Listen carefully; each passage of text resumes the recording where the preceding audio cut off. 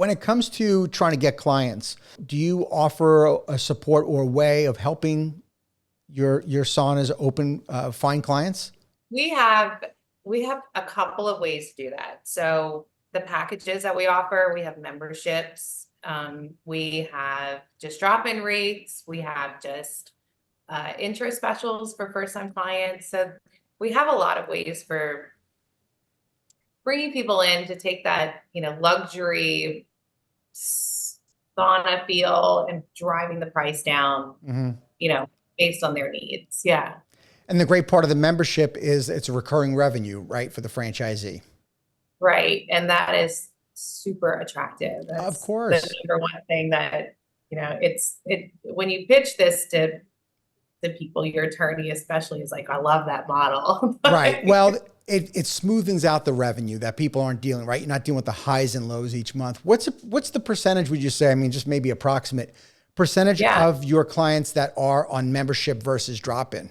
I'd say we're 40%, Membership. 40% memberships. Yeah. That's great. That's stronger than I thought. It's, Yeah, it's awesome. that's a really good Yeah. number. Well, we have a couple of different options. So, Okay. it's affordable for all levels. And what's the investment range for the franchise overall? So it'll cost you about $350 to get in. There's Okay. a $35,000 franchise fee with a 6% royalty, and 2% brand fund. And yeah, we're trying to keep it under 400, so 300 to 350 to get in. I would be able to do that Mhm. working, in corporate America, but Sure. yeah, I would imagine the build out doesn't take a whole lot, it's not a whole lot. Most of the investment goes into the equipment. does it? What would you Yeah. say? How much is the equipment overall, you think, out of that total investment? So I would say around 50,000.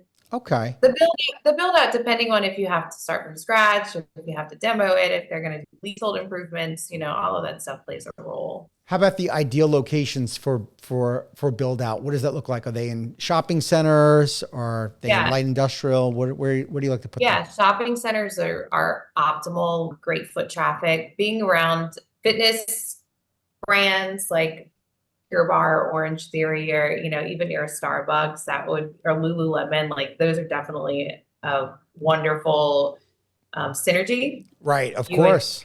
yeah, you think about it as going to do your workout and then taking the complement of recovery, and adding it into the same day. I mean, it just doesn't get better than that. Absolutely. We don't need to be next to McDonald's though. I mean, you could, but no. Sure. What I guess you could eat a burger and go sweat it out. Absolutely. Burger first, then sweat it out. All right. I love asking this question, even though you're brand new at franchising. Okay. What has been your biggest surprise since franchising all of, 7, 8 months now? The biggest surprise, everyone has an opinion on how you should do anything, Yes, right? they do. I'm glad you learned that already. You learned that already. It's Get really used to it. interesting. And being new at it, I am a sponge. I'm absorbing all of it for sure. But franchising, man, there's a lot of rules. There are a ton of rules. That's, It's a whole other world. I'm not a huge fan of regulation, business regulation, generally speaking, but what I love about franchising is I do love that there is the franchise disclosure document regulation. It's standardized, and Yeah. you're setting the expectation though, Amanda, with your potential franchisees. Both hands are above the table and you're telling Yeah. them exactly what you're all about, what your offer is. There's no surprises. And that's the Right. beauty of it, is that people can never come back and say, well, I didn't know this or I didn't know that. It's everything Right. should be in the FDD. It's well, if you have a proven model, that's your best selling tool. So going Absolutely. through and building that, I was more impressed. I'm thinking if I were a franchisee, I would love this. Our numbers are awesome. Awesome. Well, I don't want you to get into trouble, so let's not talk about the numbers specifically here on the I know, I podcast. can't. You cannot talk about that. But going back to what you said, yes, everybody has an opinion in franchising, and your franchisees will have lots of opinions. But I've got to tell you though that some of the best ideas will come from your franchisees. You'll see over time that will happen. Yeah. And it's a very interesting dynamic that you're experiencing as a new franchisor, because right now you're in the mode where you know everything. Everything is in your head, right? And you know how to train, how to open a melt well, but there'll come a time eventually where you have enough franchisees where they're going to be on the front line and they're going to be sharing some great ideas with you. And you're going to have to figure out as this founder to walk this kind of a tightrope of figuring out and filtering out what's like really working. What are some things that are real, that are great opportunities, and what are some maybe challenges? And then you're going to get some people that are just going to complain about everything all the time because, well, that's what they do anyway. But that's not even franchising, right? That's just people's opinions. But I'm glad you've already got that lesson about a lot of opinions in franchising. Yes, Cool. very much so. Tell me what your vision is. So how big is big for this? Is the space station too big? Oh, okay. All right. Nice. I don't see this going away. I think over the next 10 to 15 years, attention to wellness and preventative care and quality over quantity of life is just going to be highlighted even more. I think that this model and that this concept can fit anywhere. Mm-hmm. I mean, it could be a neighborhood thing, or it could be in the middle of a big city. It's a very cool space to bring a wellness modality into your life. Absolutely. Okay, so I have an opinion I'm going to throw at you. Oh God, what? IV therapy. Have you thought about that? I'm sure it's come across your desk. What are your thoughts on incorporating IV therapy in Meltwell? I think that IV therapy is a wonderful tool. I've used it, but I think keeping it simple is really our strong suit, right? So love it. So keeping the heat, the cold, and the vitamin C shower. I mean, I just don't think that there's a better combo than that. That's great. I'm glad you have an opinion about that. I do. You got to draw a line in the sand somewhere. Yeah, it's there. No IV therapy. It's out. All right, Good fine. for neighbor. We can be next door. That's true. That's true. So if someone was looking to get involved in your franchise, what's something that you tell them? I want to hear like a piece of advice when you want them to do research, because you don't want to just sell to anybody.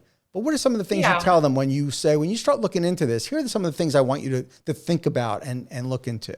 I think number one is, why are you getting into this, right? So like, why infrared sauna therapy and cold plunging versus going to open a Quiznos or, something like that. I think that the core of someone opening this studio needs to be that they care about people, Mm-hmm. and that they care about the health and wellness of people, making people feel better than they did when they walked in, right? So that they leave better. I think if you don't believe in the product, you're going to have a hard time being passionate about it and selling it to your clients. I mean, that's how I've learned that this business has grown, because I am in it to win it. I believe in it. I use it, and I feel super strongly about it.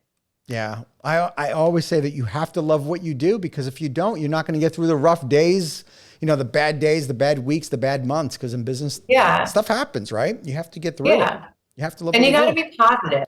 Like, put a positive spin on things. Things are going to happen. Not every day goes like you think it's going to go. No. But if you make your clients feel like this is a positive experience, you call them by name, you have that camaraderie and that relationship, I mean, they're going to come back. You definitely learned some entrepreneurial skills from Dad, it sounds like, right? And you've gotten some advice. Can you maybe share a piece of advice that he's given you?